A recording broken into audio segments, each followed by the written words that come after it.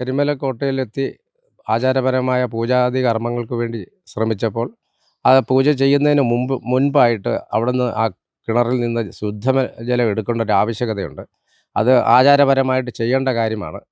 അതിനുവേണ്ടി വെള്ളമെടുക്കാൻ ചെന്ന സമയത്ത് അവിടുത്തെ ഒരു വനം വകുപ്പ് ഉദ്യോഗസ്ഥൻ ഞങ്ങളെ അവിടെ പ്രവേശിക്കരുതെന്നും അങ്ങോട്ട് കടക്കരുതെന്നും പറഞ്ഞു. അപ്പോൾ ആ സമയത്ത് ഞങ്ങൾ മലയരയന്മാരാണ്. ആ മലയരയന്മാർക്ക് ഇവിടെ നിന്നും ജലം എടുക്കുന്നതിനുള്ള അധികാരമുള്ളതാണ്. അത് പട്ടികവർഗ കമ്മീഷൻ ഞങ്ങൾക്ക് അനുവദിച്ചു തന്നതായിട്ടുള്ള ഉത്തരവുകളുണ്ട്. അതും പ്രകാരമാണ് ഞങ്ങളവിടെ എത്തിയത്. പൂജയ്ക്ക് വേണ്ടി ജലം എടുക്കാൻ ചെന്നപ്പോൾ ആ ഫോറസ്റ്റ് ഉദ്യോഗസ്ഥൻ പറഞ്ഞു, നിങ്ങളങ്ങോട്ട് പ്രവേശിക്കാൻ പാടില്ല.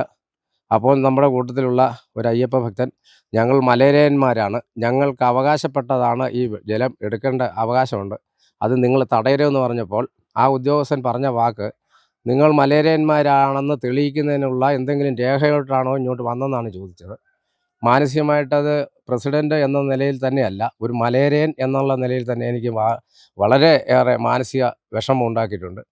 അതിന് ഒരു പരിഹാരം നമ്മൾ ആവശ്യപ്പെടുന്നുണ്ട്. കാരണം ഇത് ഇനി മേലാൽ ഞാനല്ലെങ്കിൽ പോലും എൻ്റെ പിൻഗാമിയായിട്ട് വരുന്ന അയ്യപ്പ ഭക്തർക്ക് ഇങ്ങനെയൊരു ദുരനുഭവം ശബരിമല യാത്രയിൽ കരിമലയിൽ ഉണ്ടാകരുത്.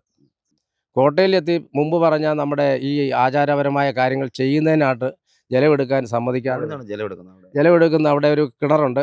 അത് ശരണം വിളിക്കുമ്പോൾ തന്നെ കുളവും കിണറും എന്ന് തന്നെയാണ് ശരണം വിളിച്ചു പോകുന്നത്. അപ്പോൾ ആ കിണറിൽ നിന്നാണ് വെള്ളം എടുക്കുന്നത്. ചതുരക്കിണറാണ്. ആ ചതുരക്കിണറെ വെള്ളം എടുത്താണ് നമ്മൾ ശുദ്ധീകലശം ചെയ്യുന്നത്. മറ്റുള്ള പനിനീരോ മറ്റുള്ള കാര്യത്തിൻ്റെ ആവശ്യകതയില്ല. മനസ്സിലായോ? അപ്പോൾ ആ വെള്ളം അത്രയും പരിശുദ്ധമായിട്ടാണ് നമ്മുടെ നെഞ്ചിൽ കൊണ്ട് നടക്കുന്ന ഒരു കാര്യമാണ് ആ പരിശുദ്ധമായ ജലം. ആ ജലം നമ്മൾ ശുദ്ധീകരിക്കുന്ന, സാധാരണ പൂജ ചെയ്യുന്നതിന് മുമ്പ് ജലം തെളിച്ചൊരു ശുദ്ധീകലശമുണ്ട്. എല്ലാ പൂജകൾക്കും ചെയ്യുന്നത് നിങ്ങളൊക്കെ കണ്ടിട്ടുണ്ടാവുമല്ലോ. അത് ചെയ്യുന്ന ഈ വെള്ളം സൂക്ഷിച്ച് വെച്ചിട്ടാണ്, എൻ്റെ വീട്ടിലാണ് സൂക്ഷിച്ച് വെച്ചിരിക്കുന്നത്.